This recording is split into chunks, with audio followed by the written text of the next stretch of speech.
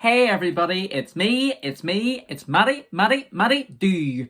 And today's video is going to be a review of WCW Monday Nitro from October the 30th, 1995. Yes, you've heard it right.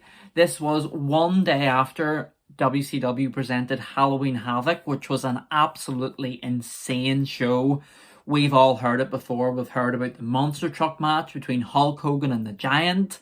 We've heard about the ensuing World Championship match between Hulk Hogan and the Giant, which ended in a very screwy way. We know that the Macho Man Randy Savage defeated the Zodiac, and Lex Luger defeated Meng, and Randy Savage and Lex Luger had a little match against each other. But I'm not going to get into describing everything that happened at Halloween Havoc, because this show, which was live from Dayton, Ohio, basically spends the entire show piece by piece revealing what happened at Halloween Havoc. Back in this day, not a lot of people had the internet. It was hard to get results for shows unless you physically watched the shows. And the WCW, you kind of use this to their advantage. They got a rating that was a 2.3, which defeated WWE Raw's Monday Night... which defeated WWE's Monday Night Raw, which got a 2.1 rating. And I think it was because they really hyped up everything that happened at Halloween Havoc. In this show, they wouldn't reveal exactly what happened and kind of drip-fed what happened as the show went on. And eventually, the second to last thing that took place in this episode was showing you what happened at Halloween Havoc between the Giant and Hulk Hogan. So like I say, we'll cover everything that happened as we get into the show. But we're live from Dayton, Ohio. And Mongo is with a very Halloween-looking Pepe. She looks so adorable this week. Or he. I can't actually remember the name of, or the sex of Pepe. But Pepe looks very happy here. Very Halloween-y. Little, like, devil horns on. And she has a little trick-or-treat basket. And Eric Bischoff promises to show us what happened last night at Halloween Havoc as soon as they have this footage. This footage that Eric claims throughout the show, almost in a way to get extra ratings, is always incoming. It's always being loaded onto the truck. We're just about to see it. Something like this would not happen nowadays, but back then, to see them use what happened at a pay-per-view to kind of slow build and retain their audience was a stroke of genius, to be quite honest with you. But like I said earlier on, I'll discuss exactly what happened during this review as we kind of reveal more during this Nitro. So we start off here with Craig Pitman out after defeating VK Wall Street at Halloween Havoc. Pittman looks intense, and he's actually a lot more over than you would expect him to. He doesn't come across super well to me. He comes across kind of corny. He comes across very old school and slow in how he works. I feel like Craig Pitman, he was cursed by a really bad gimmick, don't get me wrong, and it's hard to know exactly what his potential would have been if he hadn't been hamstrung by this military gimmick. But like I say, he looks intense, he's over, and he wrestles okay here. Next out, we bring out mustached babyface young Eddie Guerrero. And I was spent today laid out on the sofa. I've been a bit unwell recently. And I actually watched WWE 2005, some stuff from then. I watched the Royal Rumble whenever Eddie Guerrero wrestled against Chris Benoit from the very start. And even though Eddie, he didn't last very long in this Royal Rumble, but oh boy, was he over. He was over like Rover. The audience were so disappointed whenever he got eliminated. And things like this, and watching him at such a young stage of his career versus watching him at literally the very last year of his career, it was very sobering and sad. But at the same time, oh boy, how far has Eddie Guerrero came over the years. Like I say here, he comes out with a mustache. He's a babyface without very much personality. And over time, he just becomes such an enigma and such a beloved figure with the fans. And I'm always going to love Eddie Guerrero.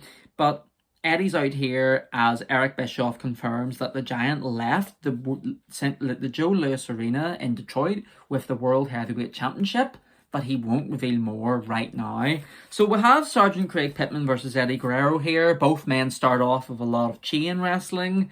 Sarge gets the early advantage with a lot of hits with this very intense brawling style. It's kind of slow-paced. There's not much substance to this match. There's a very awkward spot when Eddie Guerrero misses a clothesline in the corner, and Pittman rolls up Eddie Guerrero like he's going to pin him, but instead just very awkwardly, kind of in a down, kind of in a hands on the ground position, just stares at Eddie Guerrero as if to say, I nearly caught you there. But I think it just seemed kind of awkward, to be quite honest with you. He should have went for the pin. Eric Bischoff claims there's a rumour going round that President Bill Clinton and his wife Hillary watched Halloween Havoc last night, which I'm kind of doubtful. I'm just mildly doubtful. I feel like they probably didn't, to be honest with you. But it was a good show. I don't know what President Clinton at the time would have thought about the monster truck battle, but you know, maybe he was a secret wrestling fan. I don't want to completely destroy that narrative without knowing that much about it to begin with. Pittman targets Eddie Guerrero's arm. He's kind of working away. He's going for that code red, which is Craig Pitman's finisher. It's a code red, and it's an arm lock. And it's made a lot of good wrestlers tap out. He even actually made Kurosawa come very close to tapping out recently with that move. So there is a lot of potential for Pittman here. Eddie's in a lot of trouble, and Eric is claiming that they're just about to show the footage of what happened between Hogan and the Giant in their WCW Championship World Heavyweight Championship match. But again, like I say, it takes a long time into this show for us to see this footage. Craig Pitman hits a belly-to-belly suplex, but Eddie Guerrero comes back with a top rope turning crossbody. So he jumps up onto the top rope and turns back into a crossbody. He gets the 2 count here. Pittman, he just doesn't get going here. You can tell Eddie Guerrero's trying to get a good match out of him, but their styles are a bit awkward. They're not meshing very well. Pittman powerbombs Eddie Guerrero, and he goes for an arm drag, but Eddie Guerrero victory rolls Pittman for the victory, which just another building block in Eddie Guerrero's WCW career. Another win, another 3 count that builds him up just a bit more. Craig Pitman, like I say, a lot of potential, but saddled with a poor gimmick, is kind of going down while Eddie Guerrero's on the rise. So it was an okay match. Very stilted, very awkward. 3 out of 10 is all that I can give, to be honest with you. And I didn't expect much, to be quite honest with you. Now, on the subject of not expecting very much, the next match was Scott Norton versus the Shark. Now, don't get me wrong, Scott Norton is such an underrated talent. I really enjoyed watching his match against Randy Savage it was actually a month and a half ago. He had a lot of intensity. He hit hard by the looks of him. He was a very convincing wrestler. But Scott Norton versus the Shark, it's something that I don't have high expectations going into the match. But spoiler alert, it was actually kind of good. You heard nothing. So Scott Norton is mad at the Shark for costing him in his debut on Nitro against Randy Savage over a month and a half ago. It's very strange they don't mention what happened for about a month, and then last week they show this brawl between the Shark and Scott Norton backstage. What actually happened, just to cover for anybody who hasn't seen my previous videos, the Dungeon of Doom came out to try and assist Scott Norton in his match against Randy Savage, but they kind of made things worse. The Shark trapped Scott Norton. He fell on top of him and trapped him in place as Randy hit the flying elbow for the win. And Scott Norton has certainly held it against him. So the Shark comes out here, to be honest with you, looking as cringy as ever. The outfit's awful. The theme's awful. It's got a very Jaws vibe to it. He is such a big size, but a very slubby looking size, a very unfit looking size, a bit like myself.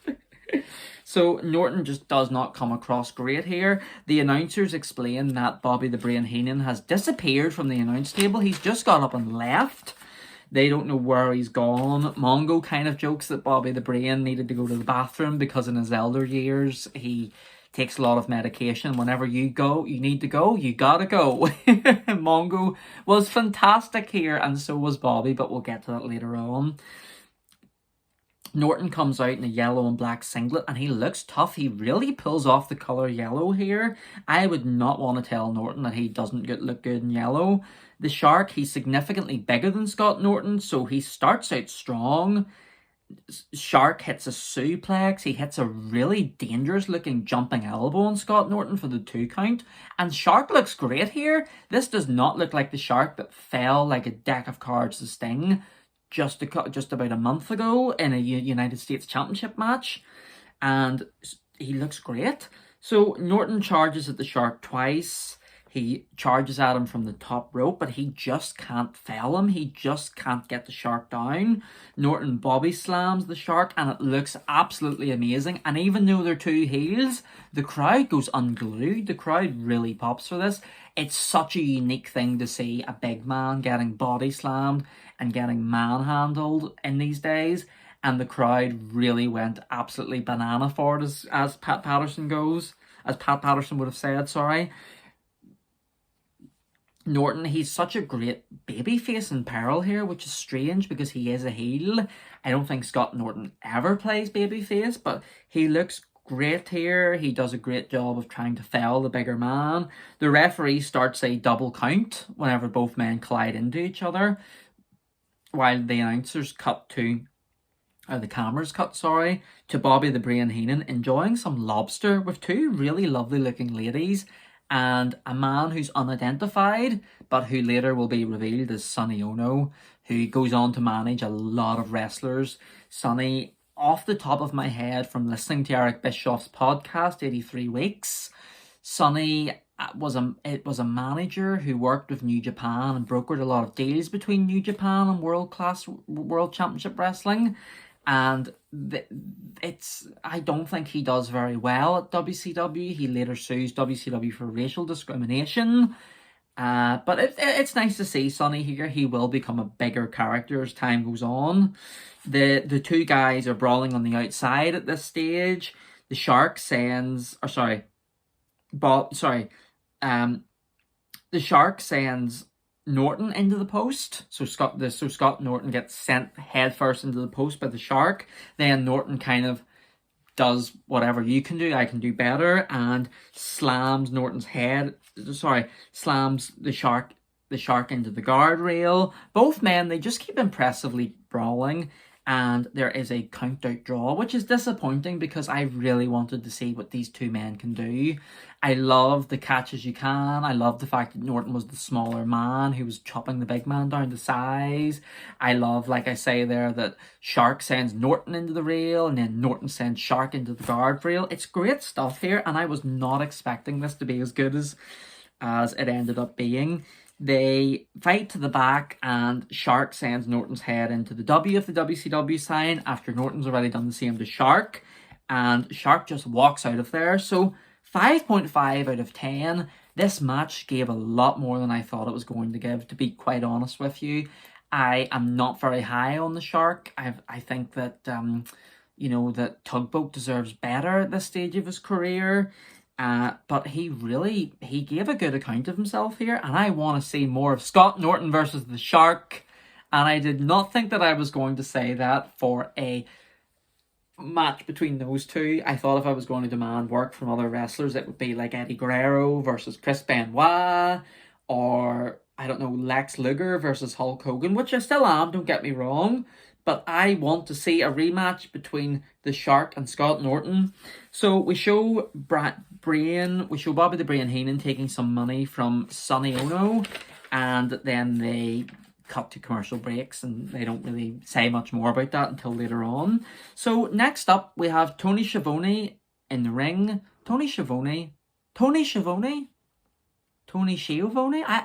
don't know. I watch plenty of a bit of modern wrestling. And I know Tony, and obviously I listen to people talk about his podcast, What Happened When, but I'm really stumbling over the name, so apologies. So Tony Schiavone's in the ring here, and we seem to have no Mean Gene Okerlund this week, which is heartily disappointing because don't get me wrong, Tony is great. He's a really good commentator, even now in All Elite Wrestling. He's a great commentator, but it's kind of disappointing to not see Mean Gene here. So Tony's in the ring, and he shows photos from what happened at Halloween Havoc in the tag team match between Sting and Ric Flair against Brian Pillman and Arn Anderson.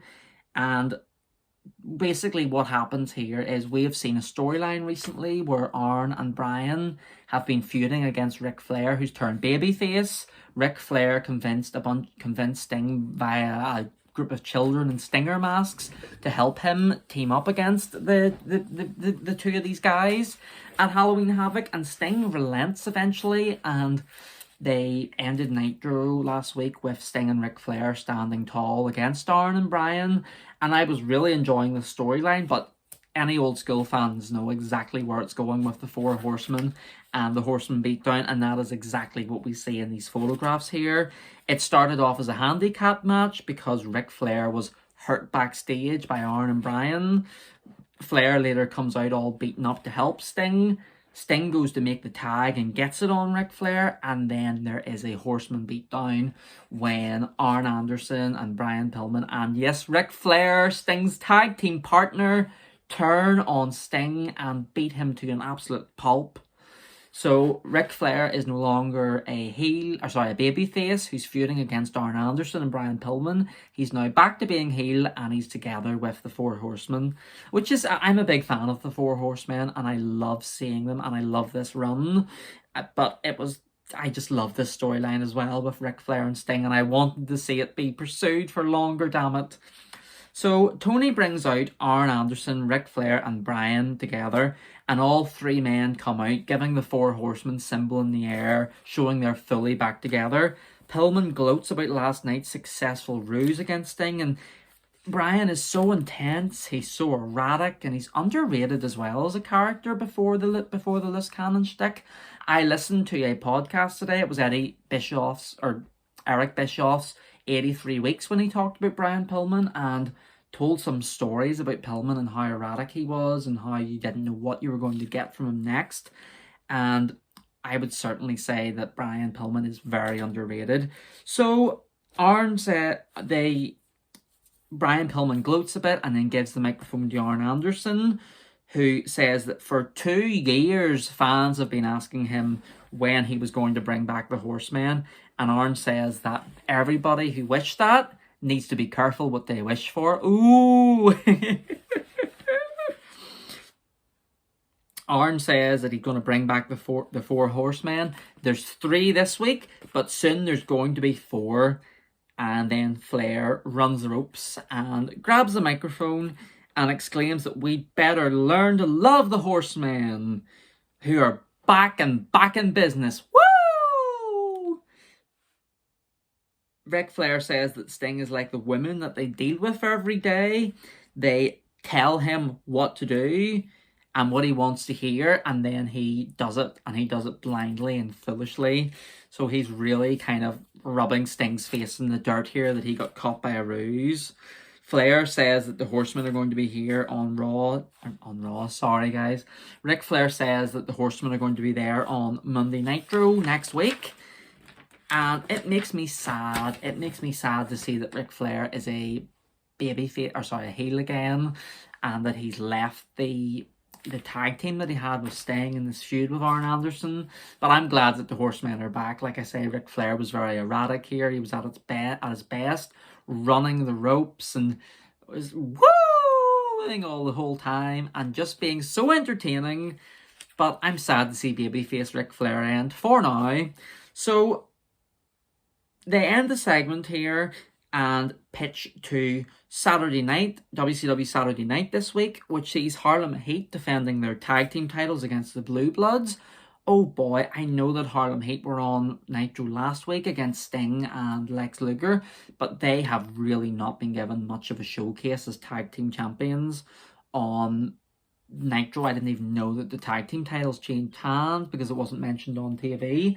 The tag team division on Nitro right now, maybe just because it's an hour long, or maybe because Eric Bischoff doesn't like tag team divisions where you have to pay for double the talent, but they are really not doing very much right now, and that makes me sad. They also pitch that Ric Flair and Arn Anderson are going to be back together against the Cobra, whoever that is, and the Renegade, who I know who the Renegade is, but he's not very exciting, unfortunately. And also a match that could be a bit of a sleeper on Saturday night, Chris Benoit versus Alex Wright. You wouldn't think that would be a good match, but, you know, on paper, because Alex Wright isn't exactly the, you know, the most over talent in WCW, but he is a great worker from what I've seen, and obviously Chris Benoit can have an amazing match with anybody. So I might check out that Saturday night. I'll not review it or anything, but I might give it a little watch just to see how that kind of pans out. There's still no Halloween Havoc footage from what happened between the Giant and Hulk Hogan, as Sabu runs to the ring to take on Disco Inferno. Disco Fever! Disco Fever! Yeah, yeah, yeah, yeah. We all love Disco Inferno's theme. Even if we hate the character, we love the theme. Disco Inferno is out, as Eric Bischoff announced that next week's Nitro in 1995 is going to be an interactive show. Basically, the premise of it is that fans can call in, and what they're doing is voting for a match between two locker rooms. So I can't remember exactly. Eric Bischoff calls out a bunch of people in the blue locker room. It's people like Sting, like I think the Blue Bloods, Sergeant Craig Pitman, a couple of other wrestlers, and another locker that features a couple of tag teams, the Nasty Boys and the Nature Boy Ric Flair. Woo! So I don't know how this works. Obviously WWE did a concept called Taboo Tuesday and Cyber Sunday, where they allowed fans to vote online for matches, but this predates it greatly. I think it's such a cool idea, and I'm looking forward to seeing who the fans choose in that match. I've surely, the reason why I didn't even bother to make notes about exactly who was in it was because, to me, in terms of both locker rooms, the one match that cried out to me was Ric Flair versus Sting, and I would be super surprised if Ric Flair versus Sting wasn't the match that was voted for by the fans next week, to be honest with you. If it's not, I would assume that it's a work, to be quite honest with you. So we have that anyway. Like I say, it's a very interesting concept. It's something I am very shocked to see happen back in 1995, but it's in black and white. Eric Bischoff must have been an innovator in that way as well, because he did innovate a lot. So, like I say, we have a match here between Sabu and Disco Inferno. Disco Inferno has Monday Night Fever on his trunks. Eric Bischoff reveals that the Atlanta Braves have won the World Series, and I can't remember exactly. I did do a bit of research. It took the Braves a long time after this to win the World Series. I'm nearly certain. I think it was maybe decades later, so there's something historical for you in this episode from 1995. So we have Sabu versus Disco Inferno here. Disco is very much a comedy character. He's dancing every opportunity he gets, but Sabu punches him and Disco Inferno kind of takes a pratfall. The Eric Bischoff and Mongo ask Bobby the Brain Heenan why and who he was with earlier on when he left in the middle of the show, and Bobby explains that Sonny Ono is a friend of his from Japan who he's showing hospitality to. Bobby calls Sonny a friend from foreign shores, which is very polite and very gentle sounding. Sabu hits several impressive kicks to Disco here, but Disco earns some time with a face buster and an arm drag. He's got very desperate offense here. Disco invited Mongo to some Disco Fever, Disco Inferno tour, and Mongo seems kind of bemused by that, even though Bobby the Brain says that all the stars of yesteryear are going to be on there, including yesteryear, it was the current times, like Shaka Khan and Donna Summers, which I probably wasn't true. The crowd are over for Sabu here. He's really great. He's really innovative. Sabu hits a somersault leg drop for a 3 count, but he's not done, and leaps onto Disco Inferno on the floor. It kind of looks like Disco was supposed to reverse it for a powerbomb. It doesn't look devastating to Disco. It looks like he contorts his body and moves out of the way, but Disco's the one that fails the move, so I don't believe that's the case, but I'm not 100% sure. It's a kind of a clumsy spot here. Sabu is so entertaining to watch. He's like a car wreck, where it's entertaining to watch. You kind of can't look away, but it's something is bad as well at times.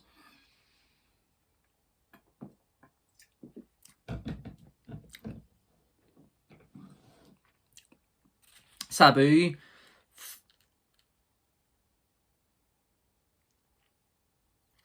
does the powerbomb move. Sorry, folks, I just completely missed where I was. Sabu does. Oh, That's what I've missed. That's what I've missed.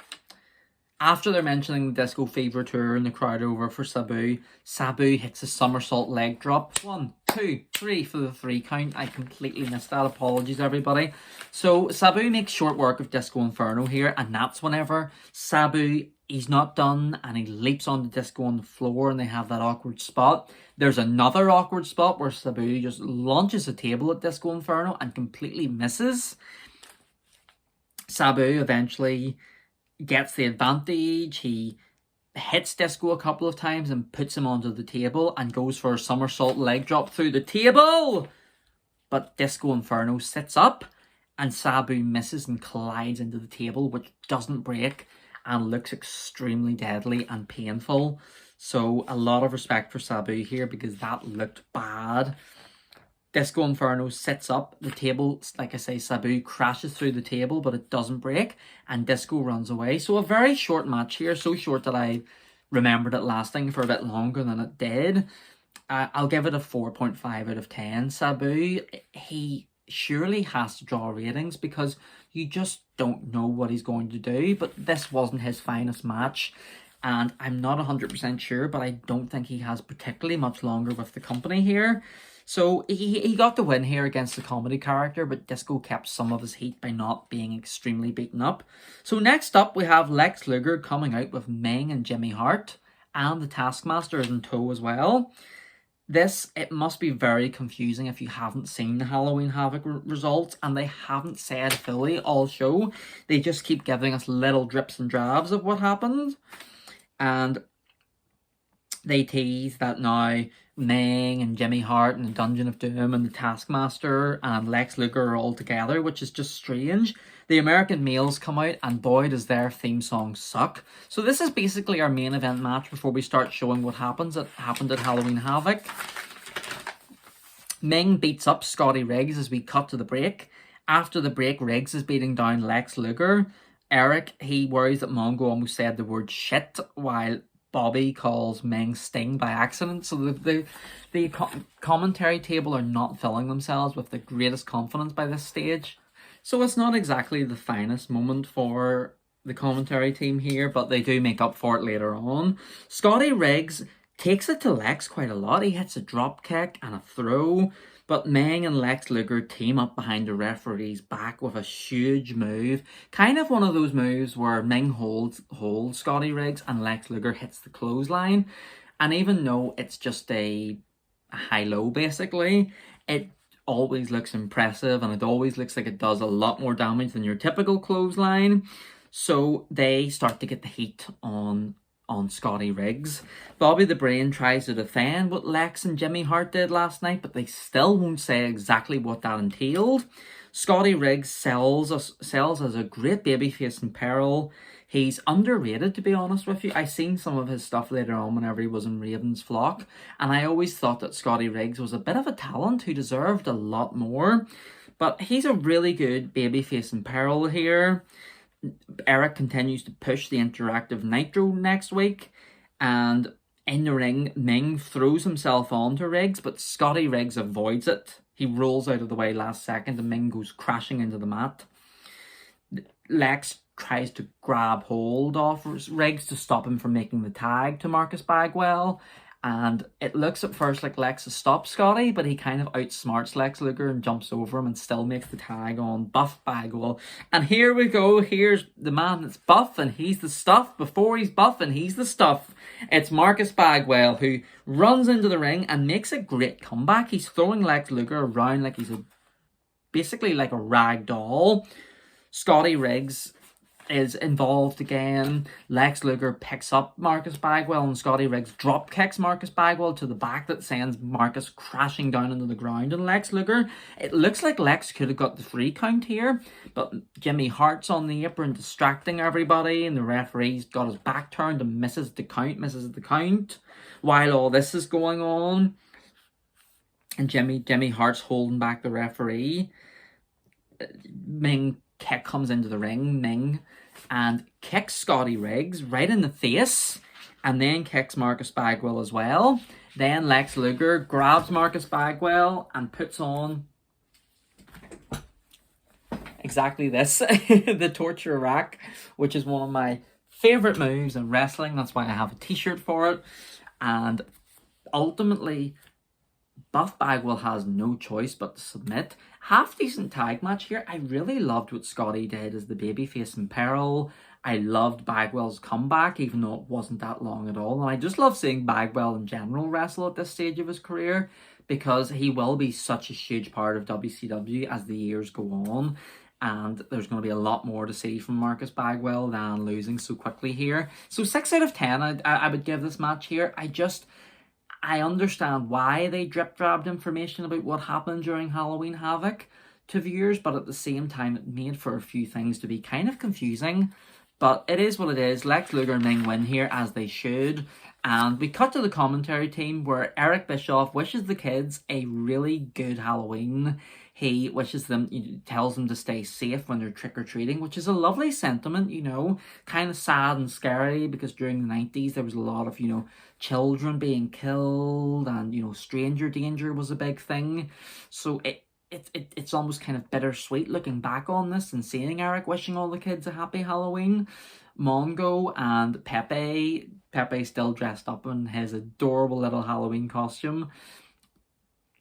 Pepe has this little tiny bag and asks Eric and Bobby trick or treat. Bischoff, he's kind of like uninterested. He has a small wry smirk on his face, but he kind of looks a bit bored, and picks up a Snickers and he says, "There's a treat from our sponsors," and pops it into Pepe's wee bag, even though dogs can't eat chocolate, so poor Pepe is going to go treatless. And then we think we're done with all of that, all of those shenanigans, but Bobby doesn't have a treat. He doesn't have a treat for Pepe. Eric's got away with it. He had a Snickers, but Bobby has nothing. And Mongo tells Eric that it's time for him to get tricked. And he sprays silly string in Bobby the Brain Heenan's face. Mongo takes it out. Bobby the Brain tries to get Mongo to not do it, to no avail. And Steve McMichael just sprays that silly string in Bobby the Brain's face. Bobby sells it so well. Mongo's like, "Here is a trick, my friend," by spraying Bobby in the face. It's just so funny. I love this announce team. It was probably my favourite thing on the show, even better than what's to come with the Yetayyyyy and with the Halloween Havoc recap.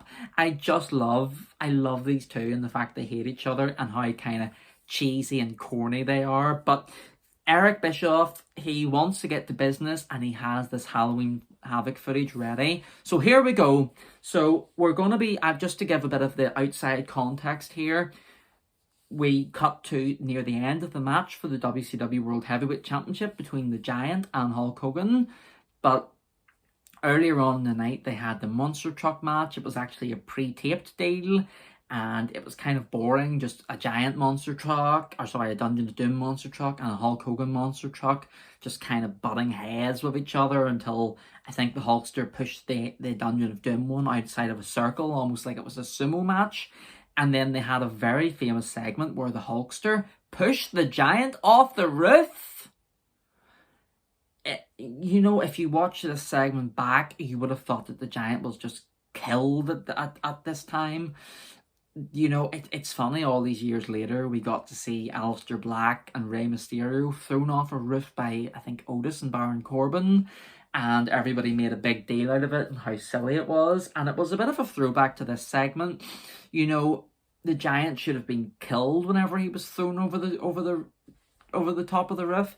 But instead, what ends up happening is that the Giant is completely fine for the World Heavyweight Championship match later on in the night. I think one of the commentators tries to justify things by saying that the giant just fell into the river, which is beneath the arena. Surely that wouldn't be the case. Surely it would just be a car park the Giant would fall into. But anyway, the Giant's been in the river only 45 minutes ago. He's not even wet. He just wrestles like normal. So it's a very wrestle crap thing. It's a very lame thing that a lot of people joke about to this day. But again, with all the lame things from 1995 and 1996, it has its charm, especially nowadays, especially when wrestling seems so bland and homogenized.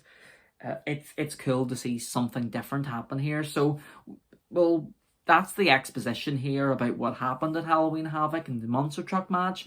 What they show us here is the tail end of the Giant versus Hulk Hogan. So it looks at first like the force of Hulk Hogan's leg drop on the Giant has knocked the referee down. But what we've actually just missed is Jimmy Hart hitting the referee from behind, which is huge and unprecedented. Hart has been the Hulkster's manager for for his whole career essentially. The crowd are pointing and saying things to Hulk Hogan to try and tell him it was Jimmy. And Bobby the Brain's backpedaling. He's trying to say that the referee got something thrown at him, and there's no doubt in his head that that's what happened. Hulk looks confused, but he gives Jimmy Hart the benefit of the doubt. He asks Jimmy Hart to keep an eye on the referee, but Jimmy pushes the referee down and then hits Hogan with the strap. But the Hulkster, he's just been hit by Jimmy Hart with the World Heavyweight Championship, but it's Jimmy Hart. So the Hulkster no-sells it and grabs Jimmy Hart, and oh boy, we don't know why Jimmy's turned here, but he's about to get a beatdown and a half from Hulk Hogan. But unfortunately, the Giant's recovered from the leg drop and stops Hulk Hogan here with a big bear hug. While the bear hug's going on, the Taskmaster comes out. Randy Savage and Lex Luger run into the ring. Looks like they're going to make the save, but Randy gets taken out by Jimmy Hart. He gets, I think, hit again by the belt. And Lex Luger just starts stomping on Randy Savage, so things look awful for the Hulkster now. It's really bad. Ric Flair was laid out earlier on, Sting was laid out earlier on in the night by Ric Flair, so Sting can't help. Lex Luger's joined the Dungeon of Doom, so he really can't help. And Randy Savage is now getting beaten up by Lex Luger. So all of a sudden, while Hulk Hogan's in the bear hug, and this is a very famous element of this show, the Yeti comes out. He comes down. He looks even worse than he did last week, if that's on WCW Monday Nitro, when he very briefly appeared at the end of the show. And Yeti is a big man. He's bigger than the Giant. But he comes to the ring and just joins the Giant in this bear hug on Hulk Hogan. And it is so laughably bad. I can't state enough how bad this is. It looks like if you try and imagine Hulkster's in the middle of the Giant bear hugging him, and Yeti's behind Hulk Hogan bear hugging him, and he's kind of moving back and forward, and it looks like they're doing something, well, kind of sexual with each other. And it's a very famous wrestle crap bad segment. I'm watching it in the cold light of day while it happened. It fully deserves its bad reputation. It was absolutely awful. It's a very, like I say, it's a very famous moment, and I don't think the Yeti turns up again because it's just embarrassing. The gimmick isn't working. It's too much caca. They've already got Lex Luger turning, Jimmy Hart turning, the Giant just being a new character, all these other elements, the Dungeon of Doom. I don't think they need the Yeti here, and it's really not great. Then, to finish off the show, Lex Luger gets Hulk Hogan in the torture rack, and the Dungeon of Doom celebrate. Again, it's the torture rack shirt, baby. I love Lex Luger. So we cut back to the ring where Tony Schiavone is there yet again. It looks like I say, as if Mean Gene just isn't here right now. I know at some point soon there will be a point where Mean Gene is out of contract with WCW and he's trying to get a better negotiation. So this could be that stage, but I don't think we're there yet. But Tony has Jimmy Hart, Kevin Sullivan and Lex Luger in the ring, as well as the Giant, who has the World Heavyweight Championship around his waist. But Tony almost straight away clarifies that the belt is not the Giant's because he didn't win it last night at Halloween Havoc. It was a disqualification, the result ultimately. Jimmy Hart grabs the microphone here and teases that you may find out why he turned on Hulk Hogan in his new book. Very strange. It just seems like Jimmy just wanted to plug his new book. Or you may find out next week on Monday Nitro. So that covers a lot of areas. Jimmy says that he's the only manager that Kevin Sullivan has ever had, which explains a bit of backstory that Jimmy Hart and Kevin Sullivan had. Jimmy Hart claims that that Kevin Sullivan is his past and Lex Luger and Giant are his future. and points out a very good fact that goes forgotten. I might have mentioned it in last week's review, but I don't think I did. The Taskmaster claimed that there was evil in Hulk Hogan's house, inside Hulk Hogan's house, and that evil was Jimmy Hart, which was some prophecy there, you know, that was fulfilled eventually. Next up to take open mic night is Lex Luger, who laughs about leaving Hulk Hogan in a crumpled mess, kind of like this, last night. And then he says that he's also, Lex this is also very proud that he laid out Randy Savage last night too. I should add that in there because I think that will be the feud now. Lex is happy that the Giant laid out everybody basically, and it's nice to see Lex Luger established as a heel now because there was a lot of will he won't he, and I know it does come up yet again in his WCW run, but he's definitely on the will he has joined the heel side of things. And then the Giant cuts a kind of decent promo. He's very good on the mic for as green as he is. And it's about how he'll face absolutely anybody for his title next week, even though he's not champion. And claims that he'll even face Hulk Hogan. And then Kevin Sullivan essentially echoes these comments. And then Tony Schiavone just pitches to the end of the show while Jimmy Hart runs around like an absolute madman, just like an attention-seeking lunatic, to close off the show. And it was an interesting show. Like I said, it was very clever how they built up towards showing you the highlights of Halloween Havoc. They really made what happened in that show sound so mysterious and must watch. And I would say they didn't show too much because back then pay-per-view replays were such a huge deal. They made mega money, and if you can make that on Nitro 24 hours later, that pay-per-view sound like a huge deal, then people will buy money and want to see the pay-per-view. Kind of that fear of missing out, that FOMO that everyone talks about nowadays. So it was a good show for doing that, for not giving away too much of Halloween Havoc, but keeping us on tenterhooks to see what happened. I really enjoyed the tag team match at the end. The American Males showed me things that I didn't realise they had. I quite enjoyed Sabu versus Disco Inferno, as short as it was, and Shark versus Scott Norton. Boy, that was a surprise. We also had Eddie Guerrero versus Craig Pitman, and I appreciate that context today of seeing Eddie Guerrero at the start of his career versus seeing Eddie Guerrero at the very end of his career. And it was a good show, you know. It's the hour-long format. It feels like everything's kind of rushed and like we only see drip drabs of certain things. I can't wait until I have some 2-hour shows to review. I'm dreading the 3-hour shows, don't get me wrong, but I can't wait to have the 3-hour shows to go.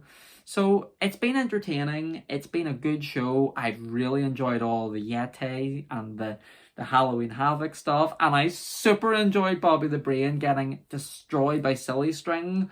So thumbs up, 2 thumbs up in fact, for this episode of WCW Monday Nitro. I was about to say happy Halloween to everybody, even though we're far removed from that, but hopefully everybody's keeping okay, and thank you very much for checking me out, and I will catch you all again after a while. Take care.